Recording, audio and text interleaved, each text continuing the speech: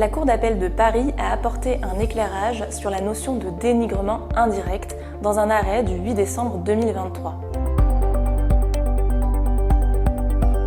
En l'espèce, la société Ferrero, qui est le fabricant de la pâte à tartiner Nutella, a pris connaissance de la diffusion sur les chaînes de télévision françaises d'une publicité par la société Rigioni assurant la promotion de sa pâte à tartiner Nocciolata sans huile de palme. Cette publicité, qui met en scène un enfant dégustant une tartine de Nocciolata assis sur une balançoire aux côtés d'un singe en peluche de l'espèce orang-outan,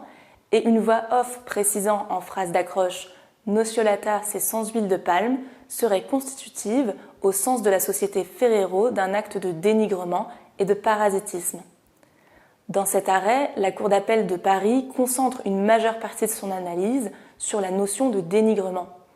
Pour mémoire, le dénigrement consiste en la divulgation d'une information de nature à jeter le discrédit sur un produit ou un service.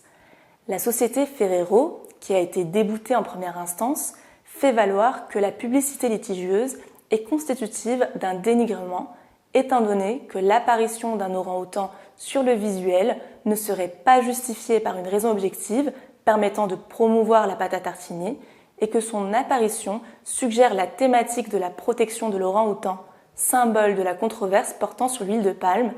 à laquelle la pâte à tartiner Nutella est inévitablement associée. La Cour d'appel de Paris rejette la caractérisation d'un dénigrement indirect et considère que la seule présence d'un orang-outan dans la vidéo est insuffisante pour caractériser un message négatif stigmatisant les pâtes à tartiner contenant de l'huile de palme et partant à jeter le discrédit sur le produit Nutella de la société Ferrero. Pour justifier sa position, la Cour d'appel de Paris tient notamment compte d'un sondage réalisé qui fait apparaître que le consommateur n'aurait pas établi de lien entre cette publicité et le Nutella lors du visionnage de la vidéo.